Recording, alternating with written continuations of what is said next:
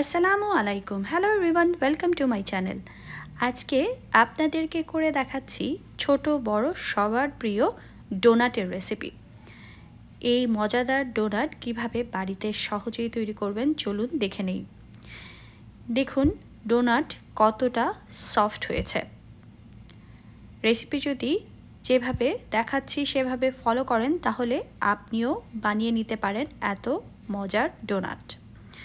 প্রথমে আমি এখানে হাফ কাপ পরিমাণ উষ্ণ গরম দুধ দিয়েছি। এখানে হাফ টেবিল চামচ পরিমাণ ইস্ট আমি দিয়ে দিচ্ছি।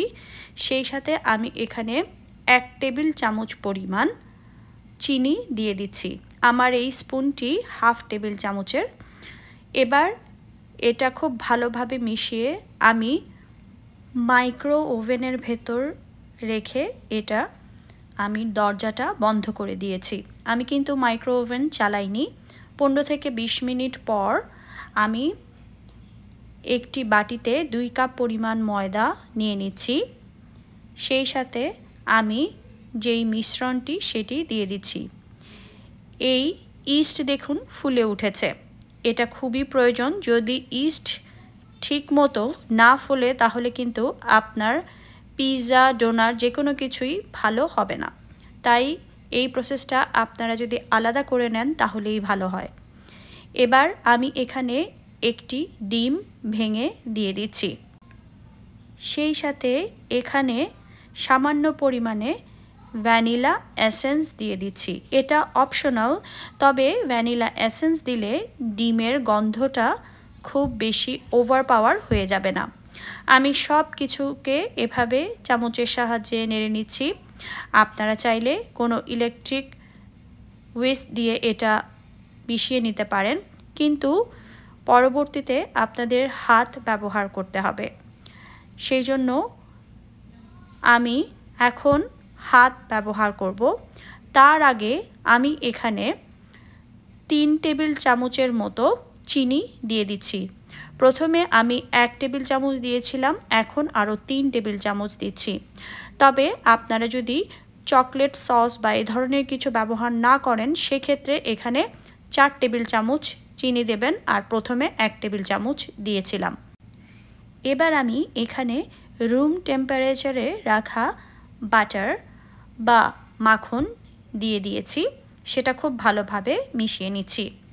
এবার আমি এখানে প্রয়োজন মতো ময়দা মেশাবো।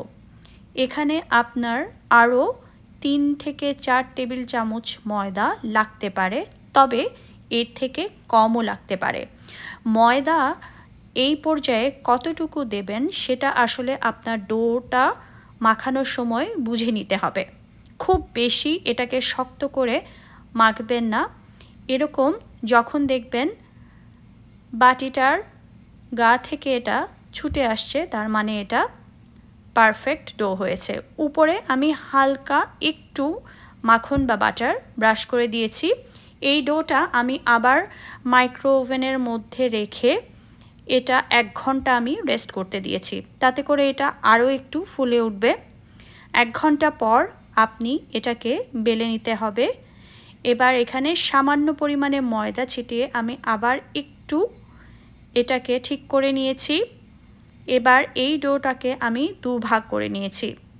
একটা ডো দিয়ে আমি প্রথমে বানাবো, অপর ডোটা আমি রেখে ঢাকনা দিয়ে ঢেকে রাখবো যেন এটা ড্রাই হয়ে না যায়। এবার এটা দিয়ে আমি একটি রুটি বেলে নেব। সামান্য পরিমাণে ময়দা আমি ছিটিয়ে নিচ্ছি। খুব বেশি পাতলা হবে না, এটা একটু পুরু রুটি হবে। আমরা যেরকম পরোটার জন্য বানাই তার থেকেও একটু মোটা হবে। আপনাদেরকে আমি দেখিয়ে দিচ্ছি। চেষ্টা করবেন রুটিটা সব সাইড থেকে যেন একই ধরনের হয়।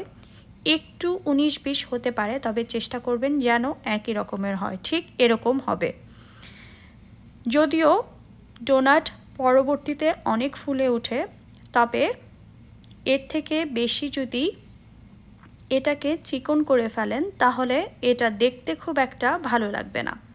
যে কোনো ধরনের কাটার বা এরকম গ্লাস দিয়ে আপনারা এটা কেটে নিতে পারেন। আপনাদের কাছে যেটা অ্যাভেলেবল সেটা দিয়েই করে নিতে পারেন। আপনারা চাইলে ডোনাট আরও ছোট ছোটও করতে পারেন, এটা সম্পূর্ণ আপনার ইচ্ছে। একটা আমি গ্লাস দিয়ে কেটে দেখিয়ে দিচ্ছি। এবার এরকম ছোট্ট একটি রাউন্ড কাটার দিয়ে মাঝখানটা আমি এরকম গোল করে উঠিয়ে নেব।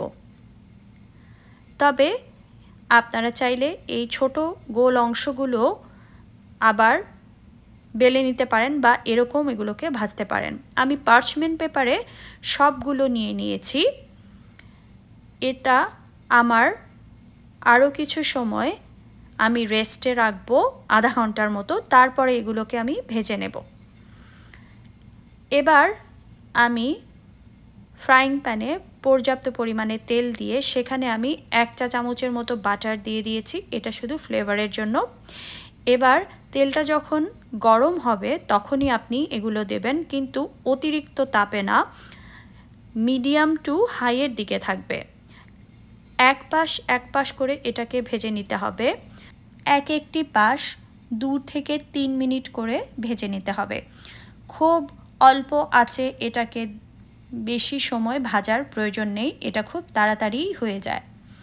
এবার এগুলো যখন এক পাশ এরকম লালচে কালার হওয়ার পর আরেকটা পাশ উল্টেও লালচে কালার চলে আসবে, তখন আমি এগুলোকে একটি একটি করে চুলা থেকে নামিয়ে নেব। নামানোর আগে তেলটা ভালোভাবে ঝরিয়ে তারপরে উঠিয়ে নেবেন। এবার আমি অপর যে ডোনাটগুলো রয়েছে সেগুলো একইভাবে ভেজে নেব। ছোট ছোট যেই বলগুলো আমি রেখেছিলাম সেগুলোও ভেজে নিচ্ছি। বাচ্চারা কিন্তু এটাও খেতে দারুণ পছন্দ করে। এভাবে দেখুন কত সুন্দরভাবে এগুলো ফুলে উঠেছে। এগুলো আমি একই পদ্ধতিতে ভেজে নেব। সবগুলো ডোনাট আমি একইভাবে ভেজে নেব। ডোনাট এরকম ভেজে আপনারা গরম গরম পরিবেশন করতে পারেন, অথবা এরকম চকলেট সস বানিয়ে নিতে পারেন। আমি নাটেলা, তার সাথে একটু বাটার এবং 1 টেবিল চামচের মতো দুধ দিয়ে এই চকলেট সসটা তৈরি করেছি। আপনারা চাইলে চকলেট মেল্ট করেও এটা তৈরি করতে পারেন। চকলেটের সাথে একটু বাটার দিয়ে মাইক্রোওভেনে কয়েক সেকেন্ড দিয়ে এটাকে একটু মেল্ট করে নেবেন। সাথে 1 টেবিল চামচের মতো একটু দুধ দিয়ে দেবেন, যেন এটার একটু লিকুইড কনসিস্টেন্সি হয়।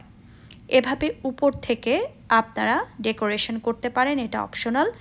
কিছু প্লেন ডোনাট রাখতে পারেন, অথবা এরকম অল্প একটু সুগার পাউডার উপর থেকে ছড়িয়ে দিতে পারেন। যদি রেসিপিটি ভালো লাগে অবশ্যই ফ্রেন্ডস অ্যান্ড ফ্যামিলির সাথে শেয়ার করবেন। আমার চ্যানেলটি ভালো লাগলে চ্যানেলটি সাবস্ক্রাইব করবেন, আর যারা ফেসবুক পেজ থেকে দেখছেন তারা পেজটি ফলো করবেন।